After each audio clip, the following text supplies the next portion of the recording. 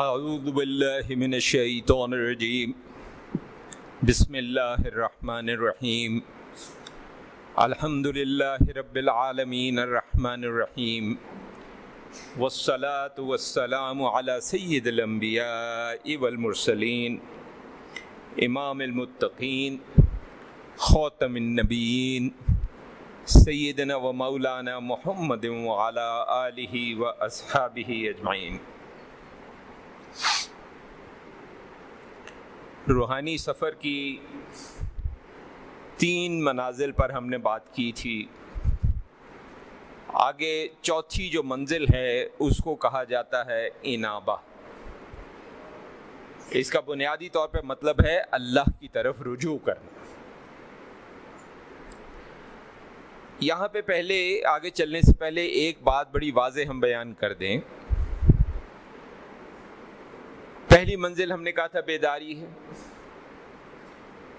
بیداری کے معنوں میں نہیں ہے۔ دوسری منزل ہم نے کہا تھا توبہ ہے۔ توبہ کے معنوں میں نہیں ہے۔ تیسری منزل ہم نے کہا تھا کہ محاسبہ ہے۔ محاسبہ کے معنوں میں نہیں ہے۔ ذہن میں رکھیں کہ ان کے ظاہری معنی ہم نہیں لیتے۔ ہم ان تمام منازل کو روحانی اور قلبی کیفیات شمار کرتے ہیں۔ زبان سے بندہ توبہ کر لے، زبان سے اپنا محاسبہ بھی کر لے، لیکن دل سے محاسبہ نہ ہو تو جو مسائل ہیں، جو کوتاہیاں ہیں، وہ درست نہیں ہوتی۔ تو روحانی سفر کی جو منازل ہیں، ان سب کو آپ کیفیات کے معنوں میں لیں گے۔ 100 منازل ہیں۔ آج چوتھی منزل کی بات کر رہے ہیں، اور ہم نے عرض کیا کہ انابہ جو ہے اس کا بنیادی طور پہ ہم یہاں مطلب جو لے رہے ہیں وہ یہ لے رہے ہیں کہ اللہ کی طرف رجوع کرنا۔ اللہ تعالیٰ قرآن پاک میں بھی فرماتا ہے کہ اپنے رب کی طرف رجوع کرو اور اس کے آگے سر تسلیم خم کر دو۔ اب یہ جو انابہ ہے یا رجوع کرنا ہے، اس کے بنیادی طور پر 3 حصے ہیں۔ ایک ہے پہلا اصلاح کے ساتھ رجوع کرنا۔ اصلاح کے ساتھ رجوع کرنے سے ہم مطلب یہ لیتے ہیں کہ معافی جو تھی یا توبہ جو تھی وہ ظاہری اور زبان سے کافی نہیں، بلکہ اس کے بعد ہمارے رویوں میں، ہمارے اعمال میں، ہمارے انداز میں، ہماری بول چال میں، ہمارے چلنے پھرنے میں، ہر چیز میں تبدیلی نظر آنی چاہیے۔ ہم پہلے بھی کئی بار کہہ چکے ہیں، جیسے نماز کی ہم نے کئی بار بات کی کہ قرآن کہتا ہے کہ نماز بے حیائی سے روکتی ہے۔ اگر ہماری نماز ہمیں بے حیائی سے نہیں روک رہی تو اس کا مطلب یہ ہے کہ شرعی تقاضا تو پورا ہو رہا ہے، لیکن اس کے روحانی ثمرات حاصل نہیں ہو رہے۔ اسی طرح اگر ہم نے توبہ کر لی ہے لیکن اس سے ہمارے اطوار پر اور ہمارے اٹھنے بیٹھنے، چلنے پھرنے، میل ملاپ پہ اثر کوئی نظر نہیں آ رہا، تو اس کا مطلب یہ ہے کہ وہ سچی توبہ ابھی نہیں ہوئی ہے۔ ہاں، ہم یہ کہہ سکتے ہیں کہ چلیں اگر مکمل نہیں ہوئی تو کچھ کم از کم تبدیلی آ جائے، کہ قدم بقدم چل رہے ہیں، کہ ابھی کچھ آیا ہے، پھر کچھ کوتاہیاں پھر ہو رہی ہیں، پھر ہم توبہ کر لیں، پھر ان سے بھی کچھ بچت ہو جائے، تو یہ بھی ہو سکتا ہے۔ تو اصلاح کے ساتھ اللہ کی طرف رجوع کرنا۔ دوسرا ہے وفا کے ساتھ رجوع کرنا۔ اب وفا کے ساتھ رجوع کرنے کا مطلب کیا ہے؟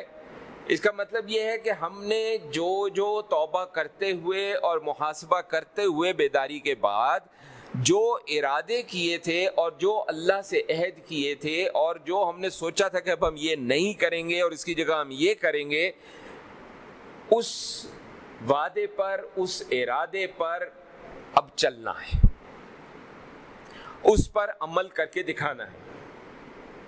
ایک چیز ذہن میں رکھیں کہ یہ جو منازل ہیں یہ ایسی منازل ہیں کہ اس میں اللہ پہ، اللہ کی ذات پہ اور نبی کریم صلی اللہ علیہ وسلم کی ذات مبارکہ پہ انسان قربان جائے۔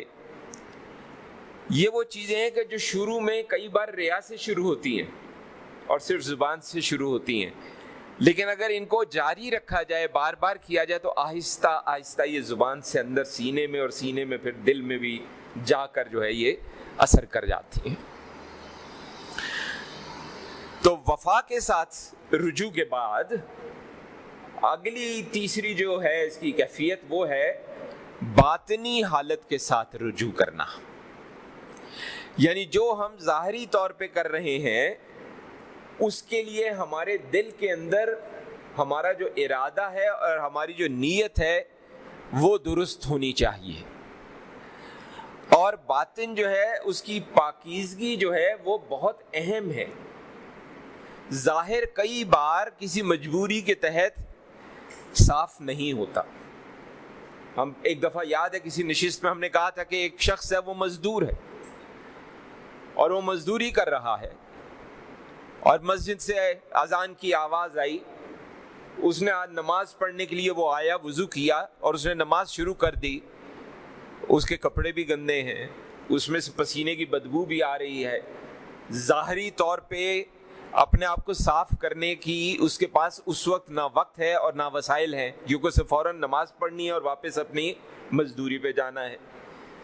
تو ظاہری طور پہ کچھ کیفیات ایسی ہوتی ہیں کہ اس میں مشکل ہو جاتا، لیکن باطنی طور پہ تو مشکل نہیں ہوتا۔ ہمارا ارادہ ٹھیک ہونا چاہیے اور ہماری نیت ٹھیک ہونی چاہیے۔ نبی کریم صلی اللہ علیہ وسلم کا فرمان مبارک ہے، اور اس کا مفہوم کچھ یوں ہے کہ انسان کے جسم میں ایک گوشت کا لوتھڑا ہے، جو اگر اچھا ہے تو تمام جسم اچھا ہے، اور اگر وہ برا ہے تو تمام جسم برا ہے، اور یہ جو لوتھڑا ہے یہ انسان کا قلب ہے، انسان کا دل ہے۔ تو اگر ہماری نیت دل سے ہے، اخلاص سے ہے، تو ایسی صورت کے اندر یہ ہماری باطنی کیفیات کے ساتھ اور باطنی حالت کے ساتھ اللہ کی طرف رجوع ہو جائے گا۔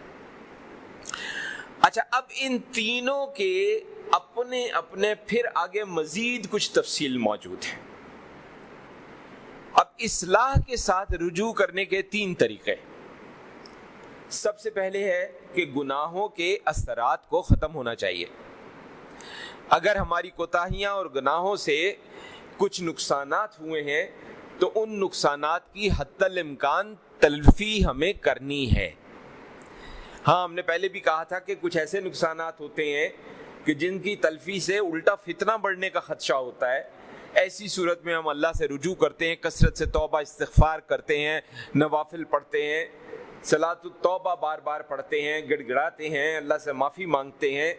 اور اگر کسی کو ہم سے ایسی کوئی تکلیف پہنچی ہے جو اب ہم کسی مجبوری کی وجہ سے اس کی تلافی نہیں کر سکتے، مثلا وہ شخص اس دنیا سے گزر گیا، یا وہ شخص موجود تو ہے لیکن وہ شخص ایسا ہے کہ اگر اس سے ہم نے بات کی تو وہ تو مار دھاڑ اور گالم گلوچ پہ اتر آئے گا اور بہت بڑا جو ہے فتنہ پیدا ہو جائے گا، تو ایسی صورت میں ہم پھر اللہ سے رجوع کرتے ہیں اور اللہ سے توبہ بھی کرتے ہیں، معافی مانگتے ہیں، مغفرت طلب کرتے ہیں، اور اس شخص کی بھلائی کے لیے اتنی کثرت سے دعا کرتے ہیں کہ اللہ تعالیٰ اس کے بدلے ہماری وہ کوتاہی جو ہے اس کو معاف فرما دے۔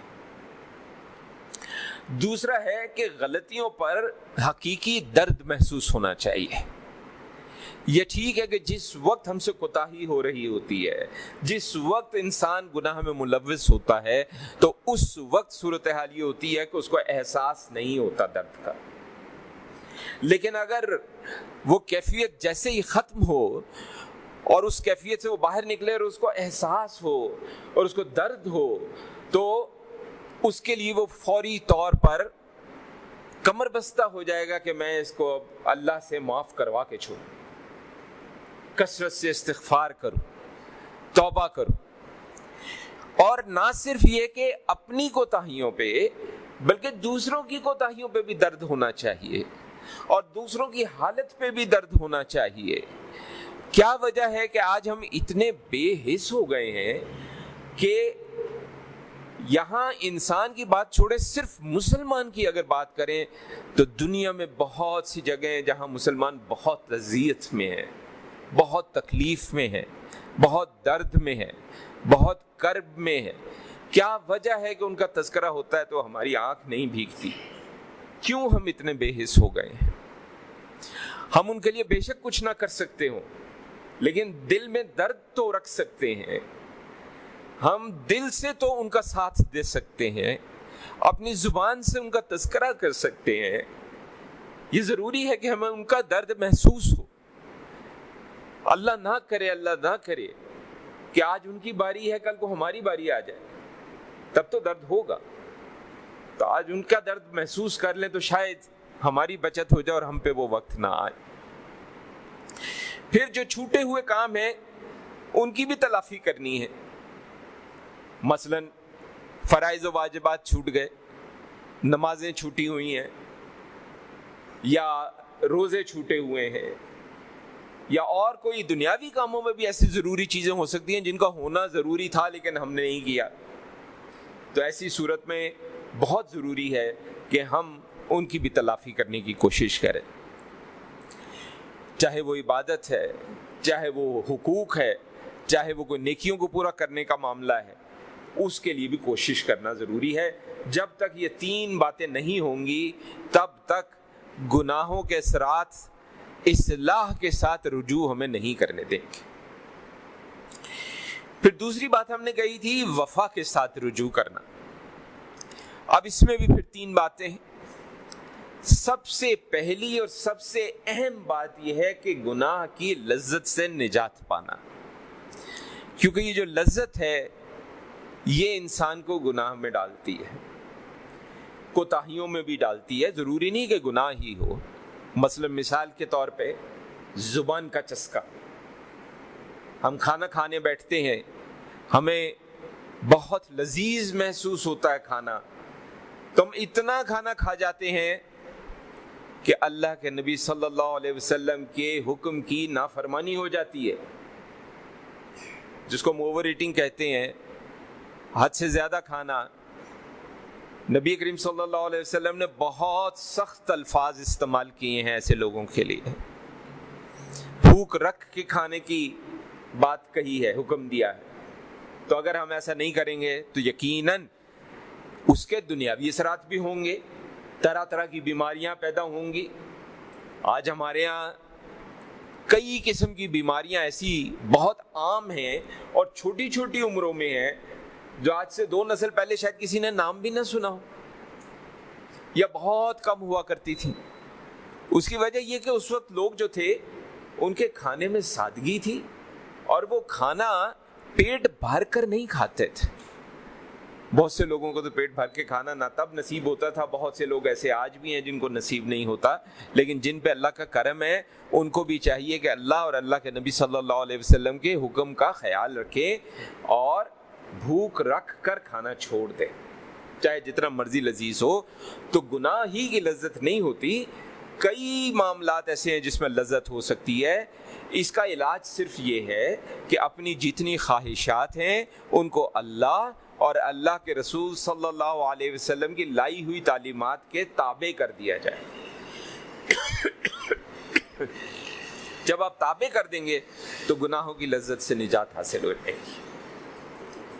پھر اسی طرح جو غافل لوگ ہیں، اگر اللہ نے ہمیں خاص کرم کیا ہے اور غفلت سے ہم جاگ گئے ہیں تو جو غافل لوگ ہیں ان کو ہمیں حقیر نہیں سمجھنا، کیونکہ اگر ہم انہیں حقیر سمجھیں گے اور ہم کہیں گے نہیں جی ہم تو غفلت سے جاگ گئے ہیں، وہ فلاں شخص کو دیکھو وہ ابھی تک غفلت میں پڑا ہوا ہے، تو اس کا مطلب بنیادی طور پہ یہ ہے کہ ہم نے اپنی جو غفلت سے جاگنا ہے اس پہ تکبر کر لیا ہے اور دوسرے کو اپنے سے کمتر سمجھا ہے اور اپنے سے نیچا سمجھا ہے۔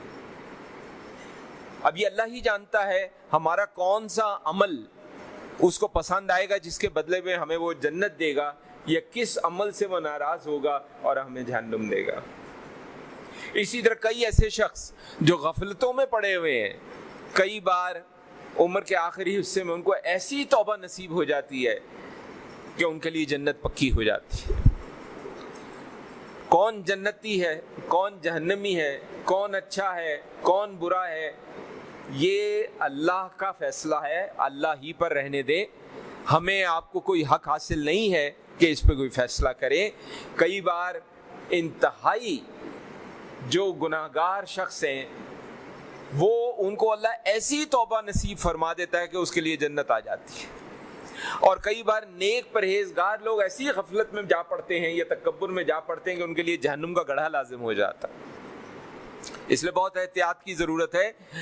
ہاں، ہمیں دوسرے کی غفلت سے خوف کھانا ہے، اپنے بیدار ہونے پر امید رکھنی ہے، اور انجام صرف اللہ کو معلوم ہے، ہمیں نہیں معلوم. اس لیے صحابہ کرام رضوان اللہ تعالی علیہم اجمعین سے ہمیں پتہ چلتا ہے کہ ایمان امید اور خوف کی درمیانی حالت کا نام ہے. اب جو غفلت میں ہے اس کی حالت سے ہمیں خوف کھانا ہے، اور اگر ہم بیدار ہو گئے تو ہمیں امید رکھنی ہے. بس یہ چیز ذہن میں رکھیں. اور دوسرا، اپنی عبادت میں عیب تلاش کرنا ہے. دوسرے کی عبادت میں یا دوسرے کے عمل میں عیب نہیں تلاش کرنا، اپنی عبادت میں ہم نے عیب تلاش کرنا ہے. ہماری عبادت اس میں خلوص ہے یا نہیں ہے، ہماری نیکیاں اس میں خلوص ہے یا نہیں ہے، سنت کے مطابق ہمارے اعمال ہیں یا نہیں ہے. اس چیز پر نظر رکھنا بہت ضروری ہے. اور ہمیں اطمینان حاصل نہیں ہونا چاہیے کہ ہم بہت زبردست عبادت کرنے لگ گئے ہیں. ہمیں یاد ہے ایک دفعہ ایک صاحب کے ساتھ بیٹھے ہوئے تھے، میری عمر اس وقت ہوگی میرے خیال 8ویں یا 9ویں میں تھا میں اس وقت. تو وہ بتاتے بتاتے کہنے لگے کہ جی ہمارے والدین ماشاءاللہ جب بھی ہم رات کو کبھی اٹھتے تھے تو ہم انہیں دیکھتے تھے کہ وہ اٹھے ہوئے ہیں اور وہ جاگے ہوئے نفلیں ادا کر رہے ہیں. ہمارے والدین نے ماشاءاللہ بڑی باقاعدگی کے ساتھ تہجد ادا کی ہے، یہاں تک کیا کہ وہ چپ کر گئے. یا تو بات ٹھیک ہے، کوئی حرج نہیں ہے. آپ کسی کو دیکھتے ہیں، آپ اس کی تعریف کرتے ہیں کہ دیکھیں اللہ تعالیٰ نے اس کو کیا توفیق دی ہے. پھر کہنے لگے اب یہ معاملہ ہمارے ساتھ بھی ہے، ہمارے بچے بھی ہمیں ایسے ہی دیکھتے ہیں. اب یہ بات اب سوچنی پڑے گی کہ آپ نے یہ بات کس نیت کے ساتھ کہی ہے. اگر آپ کی نیت میں کھوٹ نہیں ہے اور آپ اس لیے کہہ رہے ہیں کہ سننے والے کو تحریک پیدا ہو اور وہ بھی اس عمل میں آئے، تو بہت اچھا کام کیا آپ نے ماشاءاللہ اس بات کا تذکرہ کر کے. اور اگر آپ کا مقصد دوسرے کو بتانا ہے کہ میں روز تہجد پڑھتا ہوں، تو پھر تو آپ سمجھے آپ نے اپنی ساری تہجد جو ہے وہ ضائع کر دی. تو بڑا ضروری ہے کہ ہم اپنی ہر بات اس پہ نظر رکھیں اور اس میں خلوص دیکھیں ہے یا نہیں ہے، اور اس میں کوئی کوتاہی تو نہیں ہے. ارادہ اور نیت درست ہوگی تو انشاءاللہ اس میں کچھ کوتاہی عملی طور پہ ہو بھی جائے گی تو اللہ معاف کرنے والی ذات. پھر تیسری بات تھی باطنی حالت کے ساتھ رجوع کرنا. اس میں بھی 3 امکانات ہیں. ایک تو وہی ہے اپنے عمل سے مایوس ہونا. اپنے عمل سے مایوس ہونا کا کیا مطلب ہے کہ ہم صرف یہ سمجھ لیں کہ ہمارے اعمال کی بنیاد پر ہمیں نجات حاصل ہوگی. حدیث میں بھی آتا ہے کہ نجات جو حاصل ہوگی اللہ کی رحمت کی وجہ سے ہوگی، اللہ کے فضل کی وجہ سے ہوگی، اللہ کے کرم کی وجہ سے ہوگی، ہمارے اعمال کی وجہ سے نہیں ہوگی. پھر سوال یہ پیدا ہوتا ہے کہ پھر عمل کیوں کریں؟ بڑا جائز سوال ہے. تو جواب یہ ہے کہ اللہ کا فضل جو ہے اس کو حرکت میں آنے کے لیے، چونکہ یہ عالم اسباب ہے تو کوئی سبب چاہیے. ہمارا کون سا ایسا نیک عمل اللہ کی رحمت کو، اس کے لیے اللہ اسے قبول کر لے اپنی رحمت کے لیے، ہمیں کیا پتہ. یہاں ایک چھوٹا سا قصہ عرض کریں، ویسے تو بہت دفعہ عرض کیا لیکن غالباً یہاں نہیں کبھی عرض کیا. ایک محدث نام ذہن سے نکل گیا، وہ گزر گئے. تو گزرنے کے بعد ان کے ایک شاگرد نے خواب میں ان کو دیکھا. شاگرد نے ان سے پوچھا کہ حضرت کیا ہوا؟ انہوں نے کہا جی اللہ کا فضل ہو گیا، میں بخش دیا گیا. تو شاگرد نے کہا جی آپ نے تو بخشے جانا تھا، آپ محدث ہیں، آپ نے حدیث لکھی پڑھی پڑھائی، آپ نہیں بخشے جاتے تو کون بخشا جاتا؟ انہوں نے کہا نہیں میں اس وجہ سے نہیں بخشا گیا. کہنے لگے کہ وہ آپ کو سب کو پتہ ہے کہ پہلے زمانے میں، اور ہم میں سے جو میری عمر کے لوگ ہیں یا مجھ سے بڑی عمر کے لوگ ہیں، بچپن میں قلم دوات ہوتے تھے، اور جو پین بھی ہوتا تھا وہ بھی وہی ہوتا تھا ڈبو کے لکھنے والا. تو کہنے لگے کہ میں نے وہ قلم جو ہے وہ دوات میں ڈبویا اور پھر میں لکھنے لگا تو اس کے اوپر ایک بلبلہ بن گیا. ایک مکھی آئی، اس بلبلے پہ بیٹھی اور اس بلبلے کو چوسنے لگی. میرے دل میں اللہ نے بات ڈالی کہ شاید پیاسی ہے، میں نے اس کو اڑانا مناسب نہیں سمجھا، میں نے اپنا ہاتھ وہیں پہ جما کے رکھ دیا کہ جتنا پی سکتی ہے پی لے. جب وہ بالکل پیٹ بھر کر پی کے اڑ گئی تب میں نے اس قلم کو استعمال کیا. میرے اللہ کو میری ساری زندگی میں یہ عمل اتنا پسند آیا کہ میرے اللہ نے مجھے معاف کر دیا. تو ہم نے عمل اس لیے کرنا ہے کہ ہمیں نہیں پتا کون سا عمل قبول ہو جائے گا. یہ بات سوچ کے کہ اللہ کی رحمت پہ ہی صرف چونکہ انحصار ہے تو ہمیں کوئی ضرورت نہیں استغفر اللہ کوئی نیکی کریں نماز پڑھیں یا ایسا کوئی معاملہ, تو یہ شدید گمراہی اور کچھ معاملوں میں کفر تک ہمیں لے جائے گی. پھر اس کے بعد اپنی محتاجی کو دیکھنا ہے, اپنی حاجت کو دیکھنا ہے, اور یہ دل میں بات بٹھا لینی ہے کہ ہم بے بس ہیں, ہم محتاج ہیں, ہم عاجز ہیں, اور صرف اللہ کی ذات ہے جو فاعل حقیقی ہے. فاعل حقیقی سے مراد کیا ہے کہ میں نے ایک کام کرنے کا ارادہ کیا جو بہت اچھا کام تھا, میرے رب نے پسند کیا میرے ارادے کو, اس نے مجھے توفیق دے دی کہ ہاں ٹھیک ہے کرو, اور اگر وہ مجھے توفیق نہ دیتا تو میں ارادہ کرنے کے باوجود وہ کام نہیں کر سکتا تھا. اس لیے اپنی محتاجی کو سامنے رکھنا بہت زیادہ ضروری ہے, اور پھر اللہ کی نرمی, اللہ کا غفار ہونا, اللہ کا رحیم ہونا, اللہ کا رحمان ہونا, اللہ کا کریم ہونا, اللہ کا عزیز ہونا, اس کی نرمی, اس کی مہربانی, اس کا ستار ہونا, ان چیزوں کو یاد رکھنے کی ضرورت ہے. تمام کمزوریوں کو دیکھتے ہوئے مانتے ہوئے, اپنی تمام کوتاہیوں کو دیکھتے ہوئے مانتے ہوئے, تمام گناہوں کو دیکھتے ہوئے مانتے ہوئے ہم نے اللہ کی رحمت پر نظر رکھنی ہے, اس کے لطف و کرم پر نظر رکھنی ہے, اور اس سے اپنی امید جوڑنی ہے. اگر یہ سارے معاملات آپ کریں گے تو آپ کو ایک سچا رجوع حاصل ہو جائے گا. اور ذہن میں رکھیں گے جو سچی توبہ ہوتی ہے اس میں بھی ایک نکتہ ہے. قرآن مجید میں ہی اللہ تبارک و تعالیٰ نے فرمایا ہے کہ اللہ جو ہے وہ متقیوں کی عبادت قبول کرتا ہے. اب ہم کتنے متقی ہیں ہم اپنے آپ کو سب جانتے ہیں, لیکن متقی بننے کی کوشش تو کر سکتے ہیں. سچے ارادے اور کوشش کے ساتھ, اخلاص کے ساتھ کوشش کریں اس بات کی, انشاءاللہ اللہ تعالیٰ توفیق ضرور دے گا, انشاءاللہ تعالیٰ اللہ اذن ضرور دے گا. خود کو اللہ سے جوڑ لیں, اللہ کے نبی صلی اللہ علیہ وسلم سے جوڑ لیں. تو یہ جو ہم 100 منازل کی بات کر رہے ہیں, یہ آپ دیکھیے کہنے کو 100 منازل ہیں, ایسے بھی لوگ موجود ہیں جن کی 100 کی 100 منازل یقین کیجئے ایک لمحے میں پار ہو جاتی ہیں. یہ سب اس کی دین ہے, یہ سب اللہ کا کرم ہے.